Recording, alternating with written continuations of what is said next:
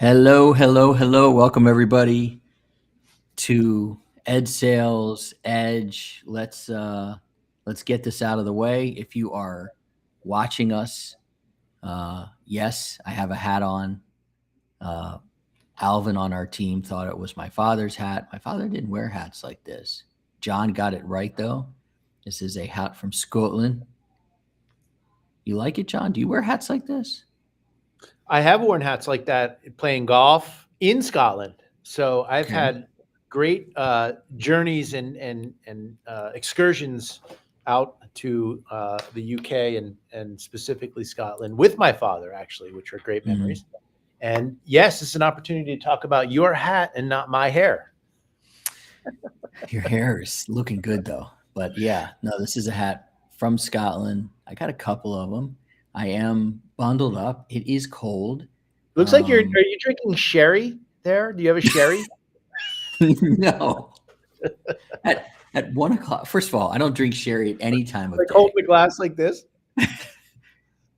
But no, I'm not. I'm prepared because we are going out tonight. We're going to the Caps game. Oh, great. Going to the Caps game. Bettina and I, my wife and I, are going to the Caps game with my lawyer Brent, who's been my lawyer since 2009, and his wife. We're going to the game, which I'm really excited about. He's rich. He's I put some food on his table Yeah, for sure. for sure. And this morning was kind of wild, man, because um, so as John, we live catty corner next to around the Washington Hilton, which is where Reagan was shot. It's a Yeah. pretty big hotel, and they held the national prayer breakfast here. And so President Trump came to the hotel. So it was pretty wild inside the building. We had to use certain entrances, and In your building, not even that he building. didn't come to our building. He No, I went to know. the Washington I know Hilton. your building, but did they actually not only Oh yeah, triangulate the Hilton, but also your building and see who's in there? I mean, it must have been crazy it these was days. pretty crazy. It was Yeah. pretty crazy, and I'm ODing right now on the West Wing, so I'm all about That's the awesome. Secret Service and everything like that. And I shared with you that clip yesterday That's of awesome. Leo, which I thought was a really cool quote. And honestly, John, I used Alvin helped me with that this morning. We had our second meeting of 3E13 with people like Elke Wong, Ed Metz, a few other people and I just wanted them to know that I am in this hole with you. And so we played the clip from Leo and Josh Lyman. Mm. As the story goes, as Leo tells it, and I can't do it justice, but guy falls into a hole, and doctor walks by and he says, "Doctor, can you help me?" And the doctor throws a prescription down the hole, and then the priest walks by and he says, "Father, can you help me?" And he says a prayer and walks on by. Next, he sees his friend Joe, and his friend Joe hops into the hole with him. He says, "You idiot, what are you doing?" Now we're both stuck. He said, "But I've been in here before and I know how to get out." Mm. It's powerful. And when we're together in this hole together, learning the Ed Sales Elevation experience, we can get out there together. So it's really great. Today we're talking about LinkedIn, but before we get into that, I also want to know and let people know that we are also going to talk about the Milken competition, which the applications close next Wednesday. That's right, right? Yeah, February 11th, they close at 11:59 on that night, East Coast time. So people have time. There's going to be a big rush usually this weekend, the weekend before. We've got some great applications, but also a great opportunity. Are still kind of on the fence. We talk about 1 to 2 hours to do the application. It's a calibration tool, right? It's not just about competing for money, but really an opportunity for you to get your venture on paper and really convey your value proposition, your logic model, theory of action, theory of change, and really also become part of the community. You have to apply on our Catapult Virtual Accelerator, which gets you into a community of entrepreneurial practice with thousands of other ed tech entrepreneurs. So highly recommend it. We're available. Josh, you provide a lot of good insight for people on their application, and I do as well. So if you have questions, let us know. But happy applying and good luck. I mean, we're really Yeah. excited about this year's 17th annual Milken Penn GSE Business Plan Competition. Awesome. Google I've it got at some. Milken Competition. It just, the URL is a little tricky. So the link will pop up, click on it, and you'll see the application button, and fire away. We're really excited. Totally. I got some questions that I'll ask you as we get into that section. Had an interesting one from our friend and one of your applicants, Paul King. Oh, good. So we'll get into that. He has been asking me some questions, and I get to field some questions on the side. People reach out to me, which I'm very honored about. Today, we're going to talk about the fact that some founders confuse visibility with credibility, especially when it comes to LinkedIn. They think they got to get 1,000 views, and by getting 1,000 views, they're winning. But actually, we're going to talk about the psychology of silence. The psychology of silence. So two ways to view LinkedIn. There's many ways, but two that we're going to talk about today is the social view. Quote, I need to be entertaining. I need likes. I need to go viral. The trust view. I need to be safe. I need to be consistent. I need to be clear. And when you pitch for trust, you look like a partner. You look steady. That is the route to go. Talk about how you view LinkedIn, John. This is one of the places that I don't know if we go head to head, but I think we have differing views. So why don't you talk about, kind of your view of LinkedIn, and then give us your view on the trust view. I need to be safe. I need to be consistent. I need to be clear. I need to be a partner. Yeah. Great question. And yes, we have diverged a little bit viewpoints, but you've done a great job of convincing me by and the only way that you've done that is to challenge me to be silent and to listen. And I have, and I've taken it to heart. And a lot of your insights have really taken form. I call this one the thread the needle, right? You're right. I think people who are out there to say, I want to get thousands of views, hundreds of likes, people to comment, and I have this process of always posting, and it's long posts. I've often questioned the effectiveness of that. I think there's a time and a place, and I think if they follow a lot of your philosophies and coaching and guidance based on your proven research-based method, I think that's critical. Having said that, I was just talking to a founder who asked me this exact question, and I said, I think it's a function of being timely and being evocative. And that is, there's a lot of some founders out there that I'm looking forward to their posts, and they don't post a lot, but when they do, it is evocative. They're saying something that really gets my attention and gets me to engage.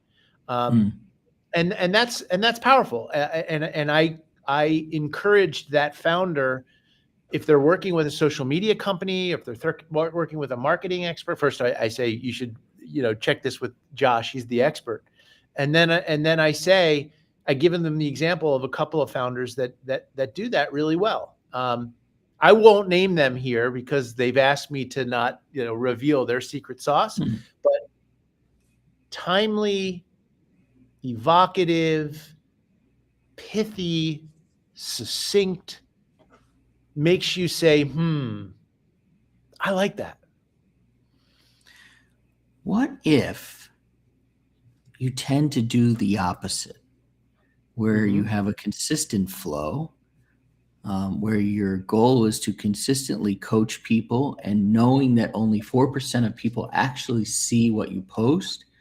And so you're hoping that if you miss somebody on a Monday, you might catch them on a Wednesday. And, oh, by the way, I'm kind of talking about my way of doing things. Does that turn people off? Does that turn you off? Not that I'm trying to turn you on. But. No, you don't turn me off. Again, I have not to get into politics, but I have a religion process routine in the mornings. Mhm. Lift my skirt up a little bit here.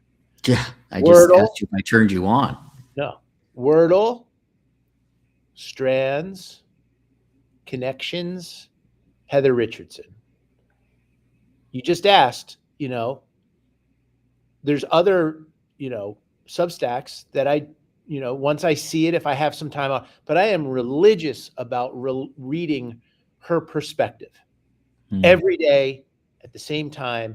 And I come away with it saying, I just learned something, okay. right? There are content providers, there are influencers, there are social media posters where when I see that they've posted, I'm like, I can get to that at some other time. It's not evocative for that moment. It doesn't get into my religiosity, if that's a word, of saying, man, I've got to sit down and give this the 5 minutes that it deserves. And so I don't think there's a right, wrong. I don't think that there's a good, bad, black, white. But if the content is good and the content is timely and it's providing a service, which is news, information, and knowledge, I think it's great. I can't wait to listen to the EdTech Insider podcast. Now, I was honored to be a guest on that, but I think that Alex and Ben's insights are amazing. I am a Mhm. huge fan of Etch, Matt Towers' Etch. I wait religiously for that to come out every week and then to read it and see who is getting funded and what the valuations are and what the latest. So you got to earn that with good content, evocative content. If it's, I think people can see through, not you, but see through some people who have their calendar say, I got to post something at 7 a.m. on Monday and then again on Wednesday. Fine line, right? Threading that needle. Yeah, you have to earn it. That's so true. I think we're in the process of earning our space in this world. Um, I encourage people, and I bet some of the real titans you just mentioned would agree with this. I believe that there are really two mental models to focus on. One of them, think of LinkedIn like a conference. Think of it like a conference because the stage is what you are building. And you don't need to be loud, you need to be clear. And your clarity on how you can help people is the credibility. Think of the sessions that you go into. That's your opportunity to comment. Mm. So where you can listen and support your peers, those are the sessions you go in and you comment. And then there's the hallways. And the hallways are that's DM style right there. Not DM the founder. That's DM direct message. Just making sure because you got a few years, so I just want to slow it down. Direct message DM, and that's where you What do you get mean I to have a really few know. years? Just a little bit older than me. You're older. So you're That's saying it. I may not know what a DM is? Right. You may only associate it with DM the founder, and I'm saying direct message. Oh, good. No, I didn't know what DM was until very recently. Okay. Right? Okay. Cool. Um, I do have a and few you years. you do. You can't close on the stage, and you're not going to close in commenting, but you are moving closer to getting to know somebody to be able to really truly connect with them and listen to them in the DMs, aka the hallway. So when you think about first mental model, the conference, the stage, the sessions, the hallway. The stage is your content, the sessions is commenting, the hallways is DMs. Does that work for you? Yeah, totally. I think the DMs, I think the hallways are, critically important, but, you know, it's the name on your badge that's going to allow you to have the influence to have those hallway conversations. So if you are coming off the stage having said something great, or if you've built a brand of entrepreneur breakthroughs or edge sessions or your continuum of programming, my brand associated with Penn GSE and our legacy of 17 years doing this work, Yeah. I think that matters. It's not just going to be a one and done conference where people are like, wow, John Gamba was great. You got to earn that. You've got to have a great speaking engagement, provocative, evocative content, engage with the audience through questions and answers and comments. And then, yeah, I've had amazing hallway DM conversations at the South by Southwests and at the ASU GSVs, at the FETSIs, AASAs, even the ERDIs and IEIs, which are a little bit more intimate, a little bit smaller, a little bit more qualitative versus quantitative. I think it's really cool. You're leaving off one conference, which is the Catalyst event. I had my first conversation with Ed Metz was at the Catalyst event, and that has led us to a really nice friendship and working together on some stuff. The mental model number 2 is going to really hit home for you, I think, which is the gym. You don't go to the gym once and expect to have washboard abs like you might have. You don't post on LinkedIn for a week and expect a contract. In education, consistency is credibility. So if a superintendent sees you post once, you kind of might just be noise to them. If they see you post for 6 months and you begin to earn their trust, like you said, you might become a fixture to them. So the reps are really important. And I encourage people to book off the time, just like you might book off gym time in your schedule. Book off 15 minutes a day, Monday, Wednesday, Thursday, Sunday, Monday, Thursday. Sunday's a great day to post on LinkedIn and comment, and make the time for that. Much like you do for your morning routine. When it becomes a routine, it becomes easier to do and you start to see the results.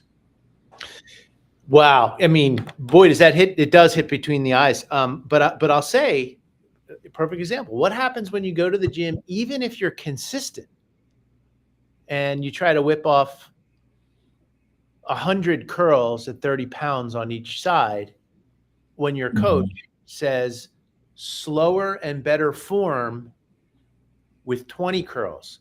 And that's the theory. In my world, I had the honor of being an Ironman triathlete. So I've finished 3 Ironmans, 5 half Ironmans, and I had an incredible coach. I was very coachable, but I had a habit of wanting to throw more. More will give me more fitness and better speed. More. And I got injured.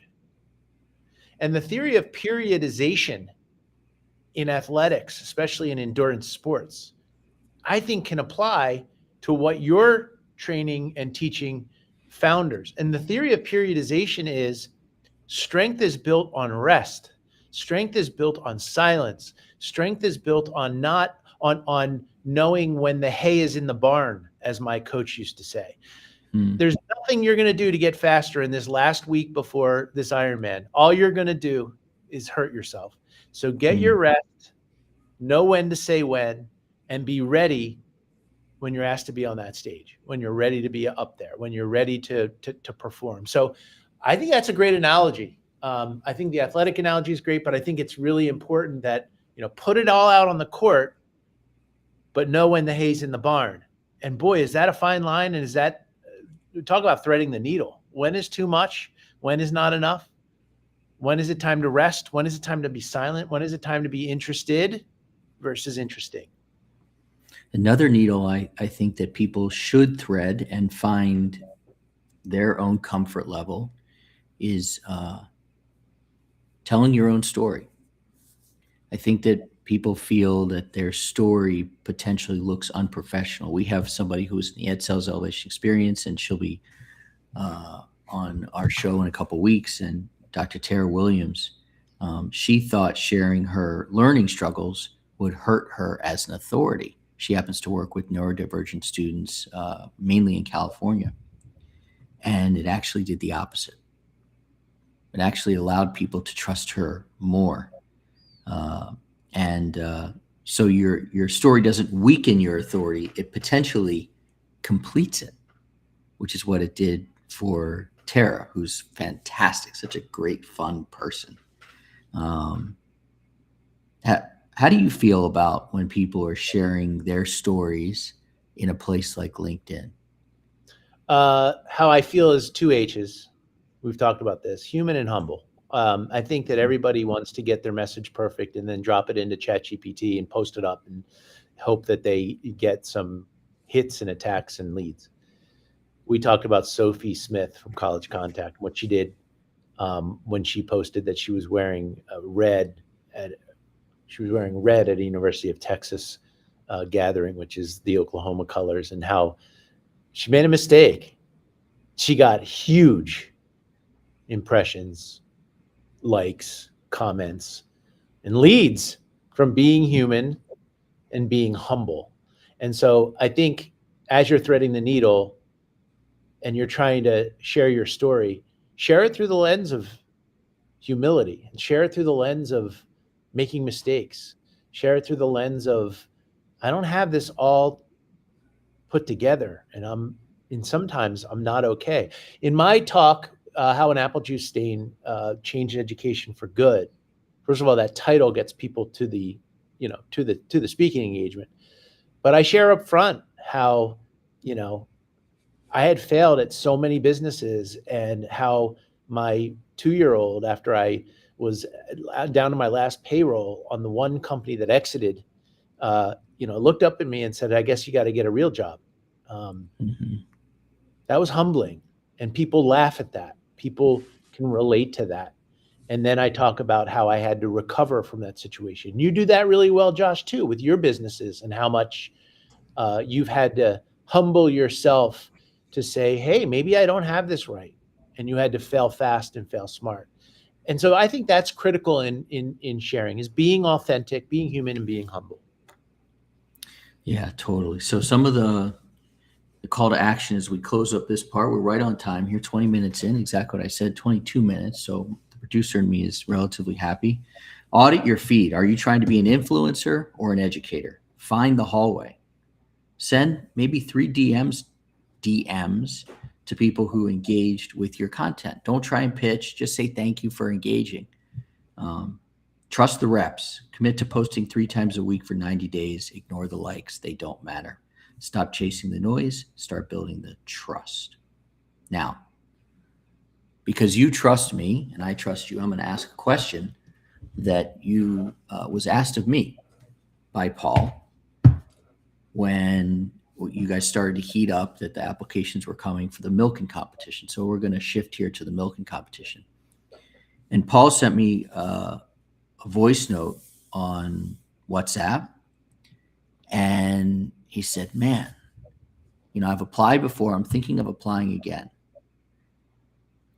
But when I look at the people who are on that stage, they look younger than me. They look pretty young. Am I too old to apply to the milking competition? And I am asking John this question right now for the first time. And I, of course, told Paul, youth is not what you should be looking at on that stage. Those people have tried multiple times to be on that stage. So it's the consistency that really should impress you. And of course, he ended up applying. But can you talk about the fact that is there any value to being younger, to applying to the milking competition? No. So Jessica Hicklin was 26 years on a life sentence in jail before she woke up to the wild world of ed tech entrepreneurship and has built an incredible venture with Unlocked Labs. I'm betting, I think that Paul King's probably younger than Jessica. Eric Reiter from Say It Labs was one of the creators of Siri at Apple. And if you know how long that was in R&D, you know that Eric is not a young chap, and he won the milking. Jody is young, last year's winner, Joni Anderson from Resume, but he's probably had 9 lives at least in his life, as you know, Josh, in his story. So no, we don't discriminate by age, and we don't. This education entrepreneurship, this entrepreneurship journey, man. Do you grow hair on your chest fast? Do you die a lot of lives? And to me, the differentiator, we're not really there yet for Paul, can you convey something that's different? Can you separate yourself from the hundreds of applications by designating, um, stipulating, describing something different, rooted in research and impact, and show how you're going to sustain and scale it over time. I will say this. It's almost like applying to the University of Pennsylvania or Harvard. They get 10,000 applicants from New York, and they get 2 applicants from Central Zimbabwe. Well, that Central Zimbabwe gets Penn's attention, whereas you have to compete against 10,000. So if you're, not to talk about Paul's business, but if you're a tutoring company, you better show how you're different, because we have a lot of tutoring plays in the applicant pool. And we certainly are not going to have 7 tutoring companies up on stage. We're going to have a person who comes from the underground economy. We're going to have somebody who is differentiating and disrupting the college advising space. We're going to have somebody who's literally transforming education as we know it in Nepal. We're going to have somebody up there that's using AI to address sexual violence on university campuses. That's pretty diverse. So if you can convey something that's different, you can show how you're going to build, grow, sustain, and scale it. You're going to create a video, not with Hollywood values, but really come across of the world should hear about Paul's business. I like your chances.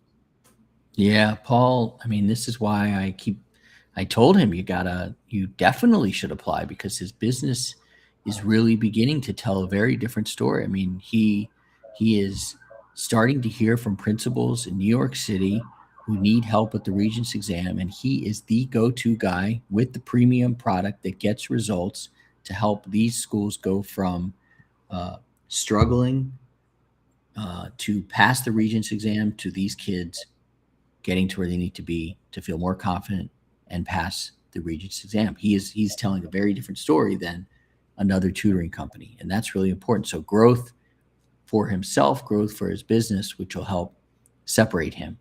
100%. Talk about, if you can, because you're way on the inside. Can you talk about some of the unique applications that you're seeing this year? You mentioned a few from the past, and those are great. Is there anything that has caught your eye this year? Are you able to say? Yeah, no, I can say we're already at over 80% have incorporated AI and machine learning in their applications. So there's a lot of that. The ones that can demystify it and convey it or describe how AI is transforming their platform or their software and solution get into plain English on data sets, models, and benchmarks. I think that that's really powerful. It is pre-K-12, higher ed, and career learning. It is international. We do expect 7 continents to be represented, including Antarctica. It is built around the lens of equity. We want to know how you're serving and supporting underrepresented communities with content and learning applications that are focused on equitable experiences. And then what are the equitable outcomes that are being delivered? We have 70% of our country that can't read at grade level, and even worse from Title I or underrepresented communities. What are you doing to serve that community to make a measurable difference? You convey that, you got a great shot.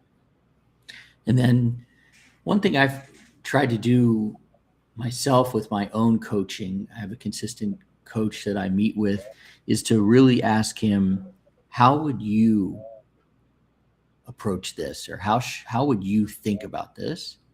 And so I wanted to close with, how do you think that people who are applying should look at applying to this? How should they be thinking about what they're going to get out of it and experience and feel? How do you think? I think they should first see it as an opportunity that before they press submit, they virtually look in the mirror and say, if I were a judge, would I pick this one? So I would use the application, the calibration inside the application of being able to say, This is my team. This is my product. This is my financial model. This is my video. Did I phone it in? If I were to read this as a judge, would I say this is one that should go through the virtual accelerator for 4 or 5 months, become part of our cohort, be chosen as one of the 7 founders and ultimately pitch on stage and maybe even win? Is this, I would go back to the winners from last year and say, is this a DM Christelle application? Is this as good as Say It Labs? Is this something that compels me to want to lean in and learn more, like Jessica Hicklin and Unlocked Labs? Just be honest with yourself. After you've done that and calibrated and put it in versus just phoning it in and having it be one more application for one more thing, really be intentional and really ask that tough question. And if the answer on the mirror is, yeah, this is definitely one, great. If it's not only do I think you shouldn't expect to be chosen as one of our 25 semifinalists, I think you've got work to do on bringing this to market, commercializing this great idea that you have that manifests your why as a founder. Keep working on it. I've had a lot of people who weren't chosen as a finalist for many years, then ultimately got chosen. And I think that they would probably say, I took it a little bit more seriously this year. And that's why I was chosen. Okay. Fair enough. And just to remind everybody, it's Wednesday at 11:59 p.m. Eastern, this coming Wednesday, that the applications will close. Do you guys have any live event coming up that people can attend? I think you guys do something for questions and things like that. Yeah, we call it our Ask Me Anything, and we had one. We were only going to have one, but we've opened up the office hours for people who are applying that have questions. So either calendly.com/John Gamba, there's still some slots between now and the 11th, or just reach out on LinkedIn. Also, don't be afraid to ask me or you've been involved for a while, asynchronously. You can just put a question in an email confidentially saying, I have this hairball issue with my financial model. What do you think? Or here's my 3 sentences for my executive summary. Is this differentiated enough? Do you have any advice? I think that's helpful. But before we go, Josh, I want to flip it on you because I provided a lot of insight. You too have been an amazing sponsor and partner in all this. I'm interested in what you would say. You've sat now for a couple of years on that front row, and you've been in that room to select winners.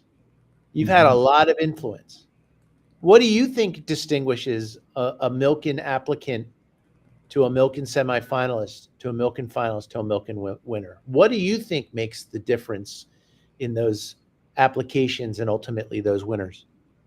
Thank you for asking. And I think you forgot one part of that, which is you start basically, and I say this with all due respect, as a Milken nobody. And you look at that stage last year, and most of those people started as Milken nobodies. Then they became, they stayed in the orbit, and they asked questions, and they showed up at events, and they came to things like this, and they engaged, and they learned, and they listened. They came back again, they tried again, then they tried again, and they became a semifinalist, and they got to spend a little more time proximity to you and people who you work with, like Rita, super smart, Dr. Golden. But maybe they didn't win, but they came back again because they learned, what can I do now? And so I think what distinguishes these people is most people have pretty good products. It's the will and the desire to learn and recognize that there will be another Milken competition next year. And really, I'm doing this one for that one. So what can I learn this year to be better next year, to be better next year, to be better next year? That to me is what makes somebody a really good applicant. Yeah, when I MC it, and these are like my children, right? I know them all. I've worked with them all, and they are in a lot of ways yours. And I look down at you and you're looking at these pitches. all of them have an it factor as it relates to their opening story. This is our product. This is our traction. Here's how we make money. Here's how we've delivered impact in a measurable way. And I can see us, me looking at you, you looking at me, and know that all 7 of them on the final stage have that basic button down. This is a real business. But what, in my opinion, when we're looking at each other like, that dude, it's going to win, or that woman has, it's that they're real. Mm-hmm. It's not memorized. It's not staged. Maybe they made an or an or they paused, but they've got all the basics. But Jody, he's real. He's a real dude, right? Yeah. And that sometimes in that room, I mean, you got to be confidential, but in that room, it's so close, isn't it? Like, man, this will change Jody's life if he wins because it's a tie. Like, does it ever come down to that? I mean, you would know. You were in there. It gets close. It gets close. And I think when I think about last year's stage, all of those people up there are absolutely role models. Yeah. They're role models for the other applicants. They're role models for other entrepreneurs and founders. And that's really nice because there are different types of role models up there too. And you can find the person that you might be able to use as that, as your North Star and work towards it. So yeah, I'm a big fan of Milk, and I have been for many years. And I'm super excited to get into the process. I've been able to recommend a few different new judges who I think will make great judges. It's a wonderful competition. That's awesome. And in the 7 years that I've been involved in doing this, every year there's a twist.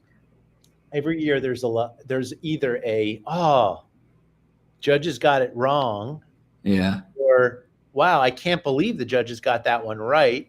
In terms of my own ego and my own feelings, being on the front lines with Rita and Dr. Golden and working with this crew.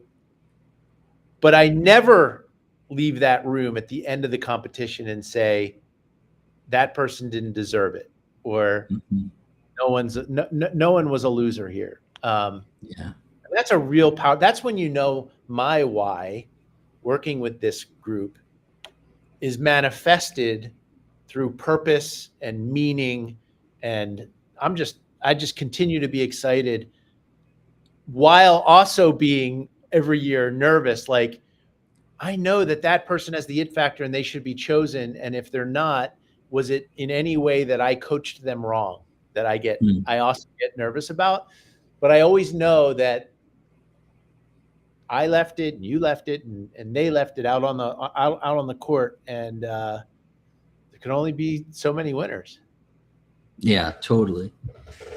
Purpose and meaning. If you go into this with purpose and meaning, you will come out of it a better entrepreneur and founder in the education space. And I am surprised to hear that there are any slots left in your Calendly, and shit, I may just go take them so that I can learn from you as I'm building my business. So thank you. I will say I do get hey, I signed up for Calendly and it's March 7th. I'm like, did you look at the Thursday from 3 to 5 slot? Because there's a couple of different ways that you can sneak in there with stealth. So I'm happy to meet with you. You know how to reach me, and we'll always make time.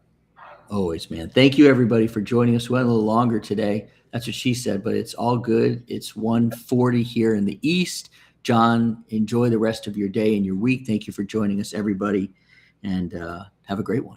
All right. Take care. Thank you. See y'all.